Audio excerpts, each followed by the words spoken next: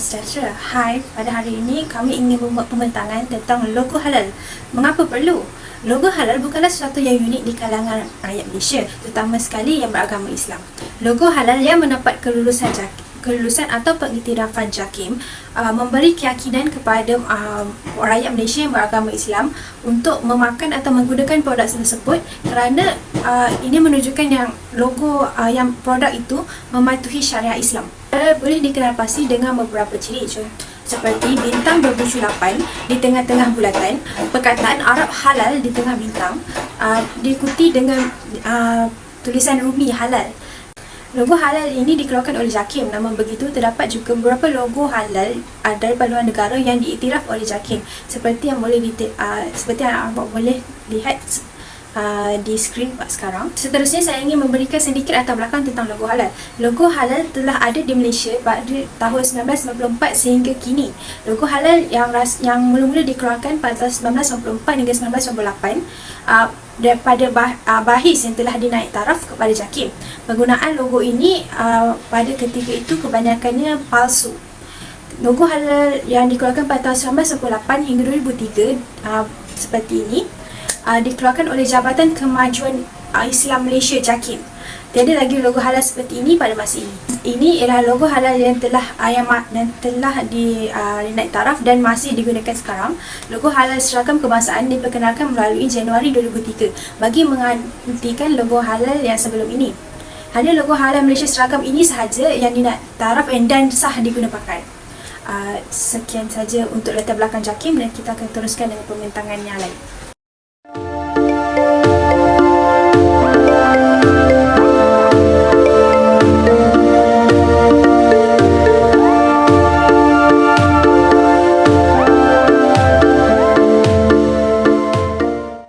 Berbagai pandangan diambil kira apabila ianya berkaitan dengan logo halal. Angela Ho Swatfong merupakan seorang pengguna yang bukan Islam. Dia bersetuju bahawa agama adalah salah satu faktor yang terbesar yang mampu mempengaruhi pengguna, terutamanya dalam pemilihan makanan harian mereka. Walaupun sudah diiktirafkan halal, namun masih terdapat segelintir pengusaha bertindak mengaburi pelanggan Muslim dengan menggunakan produk yang nyata haram tetapi berselindung di sebalik sijil halal yang telah diperoleh. Selain itu, Faryal Salman dan Kamran Siddiq, seorang kajian peneroka, pula berpendapat sebaliknya dengan mendapati bahawa agama semata-mata tidak berupaya mempengaruhi sikap dan pandangan individu. Ianya terbukti melalui tahap kesedaran pengguna Muslim di Pakistan yang sangat rendah terhadap makanan halal berbandingkan orang Muslim di Indonesia dan negara Malaysia, sedangkan jumlah Muslim di Pakistan adalah jauh lebih ramai berbanding dua negara tersebut. Dari perspektif pengusaha industri kecil dan sederhana (IKS) pula, mereka tidak berpuas hati dengan pengurusan pihak JAKIM, terutamanya dalam proses permohonan sijil pengesahan halal (SPH).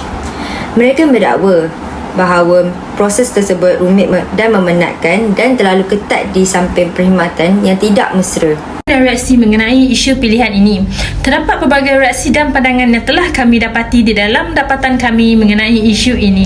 Antaranya ialah telah wujudnya teori yang dipanggil sebagai Theory of Planned Behaviour ataupun TPB yang dicipta oleh Sheikh Shah Alam dan juga Nazura Muhammad bagi menguji pandangan dan sikap pengguna Malaysia terhadap makanan halal. Selain itu, di dalam isu pilihan ini, agama juga menjadi penyumbang dan memainkan peranan penting, oleh kerana dengan didikan agama, ia akan membuatkan kita lebih prihatin dan peka akan isu logo halal ini. Seterusnya, pada masa kini, pandangan orang ramai telah menjadi salah satu cabang penting bagi penambahbaikan terhadap penguatkuasaan halal yang telah dijalankan oleh pihak JAKIM. Situasi yang pernah terjadi pada tahun 2009, sebahagian pengusaha industri kecil dan sederhana telah mendakwa proses pensijilan halal dari pihak JAKIM amatlah merumitkan pihak-pihak pengusaha. Oleh hal yang demikian, setelah menerima pelbagai aduan, JAKIM telah menaikkan taraf sistem mereka agar dapat membantu pengusaha-pengusaha mendapatkan logo halal bagi tujuan memudahkan perniagaan yang sedang mereka jalankan.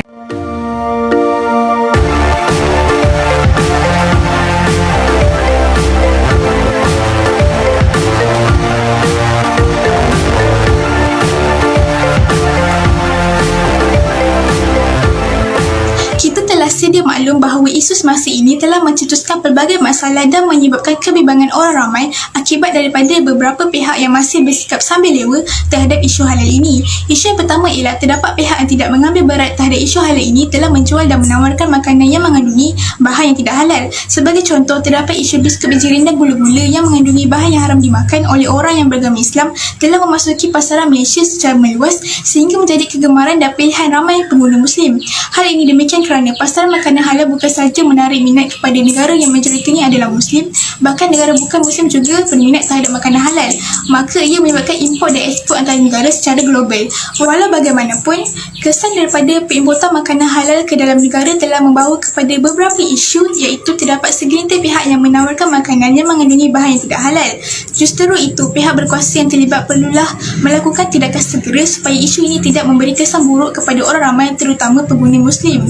Penyelesaian yang boleh diambil oleh pihak berkuasa ialah mereka perlulah melaksanakan pemantauan dan penguatkuasaan yang berkesan terhadap produk makanan yang dipasarkan di Malaysia bagi menangani isu ini dari terus berlaku. Sebagai contoh, pihak berkuasa melakukan pemantauan dan pemeriksaan di premis, kilang pembuatan makanan, restoran atau hotel secara berkala bagi memastikan pihak-pihak tersebut menyediakan makanan yang halal dan bersih kepada pengguna Muslim. Seterusnya, isu kedua ialah memudahkan pembeli membezakan produk Muslim dengan orang bukan Muslim. Hal ini kerana pihak JAKIM masih belum melakukan sebarang penyelesaian bagi membezakan produk Muslim dengan orang bukan Muslim. Terdapat cadangan penyelesaian bagi mengatasi isu ini iaitu dengan menukar warna logo halal ikut warna lampu isyarat.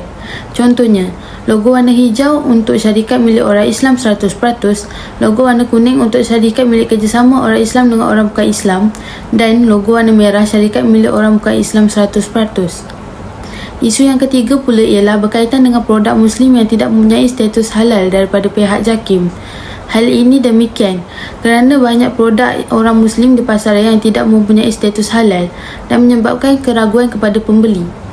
Oleh itu, terdapat cadangan penyelesaian yang boleh dikemukakan bagi menyelesaikan isu ini ialah pihak JAKIM boleh mengenakan denda kepada pemilik sesuatu produk atau barangan Muslim jika gagal mendapatkan status halal dalam masa yang ditetapkan oleh pihak JAKIM.